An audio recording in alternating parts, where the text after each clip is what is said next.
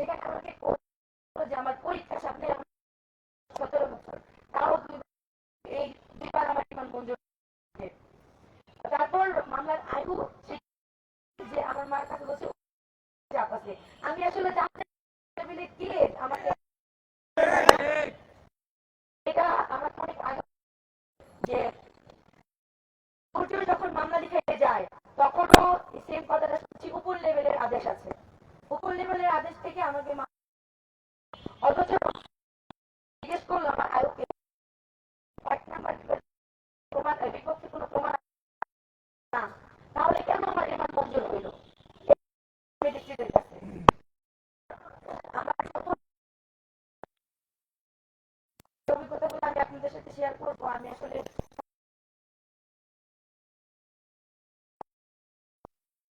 যদি ভিডিওগুলো একটু খেয়াল আপনি ছাড়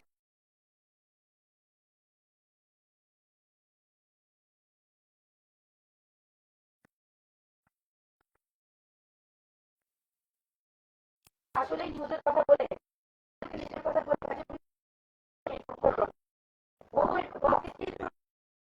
বাংলাদেশ প্রতিনিধি ওকে বের করে দিচ্ছে, এতটুকু সেন্স আপনাদের অবশ্যই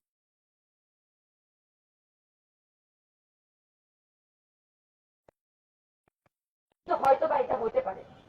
ও আমাকে যেভাবে যে আমি ওর থেকে যে টাকা নিচ্ছি, মারধর করছি, টর্চার ছিল, যাই হোক আমি এতটুকু বলবো শুধু জামিন দিলে হবে না, আমি আছি, মাহাদি ভাই আছে, আমাদের থেকে পুরোপুরি নিষ্পত্তি দিতে হবে।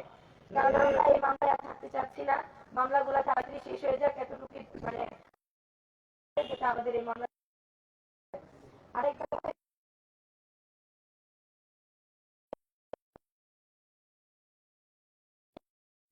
আমার ধন্যবাদ ভাইদেরকে তখন প্রথমেই বের করতে পুরোপুরি আমাকে বের করা। এক কথায় আমার কাছে যেটা ছিল আমাকে যেভাবে অত্যাচার করা হয়েছে আপনাদেরকে দিই, তাহলে আমার বক্তৃতা শেষ হবে না, আমার বলার মতো মানে সিচুয়েশনও নাই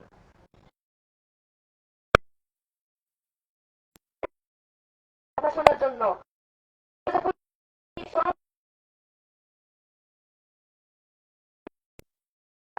আপনাদের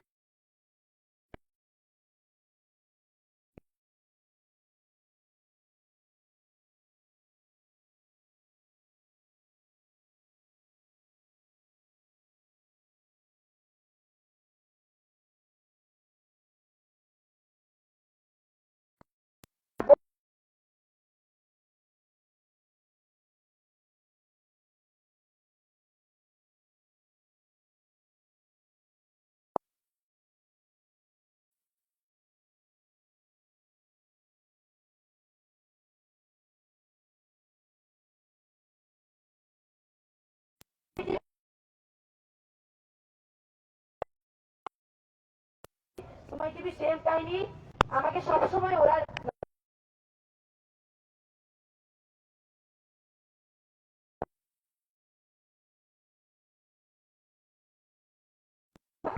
এত বড় চ্যানেল গুলা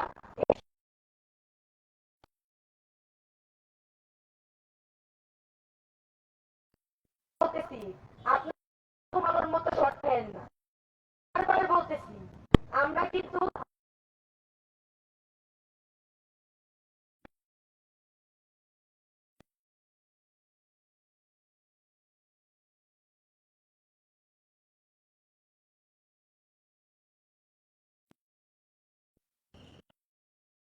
আসলে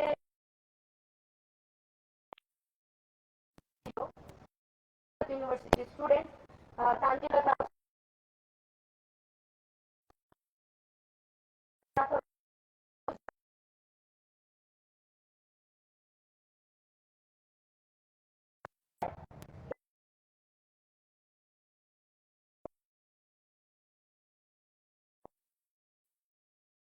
এভাবে জেলে গুম করে রাখা হয়েছে, ওর ফ্যামিলিও জানে না,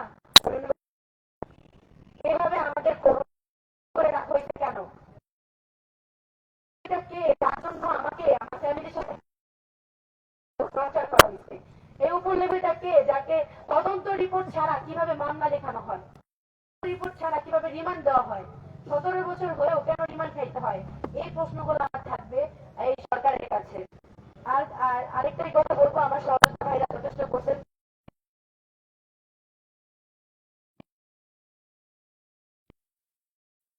মানে মনে আপনারা যেমন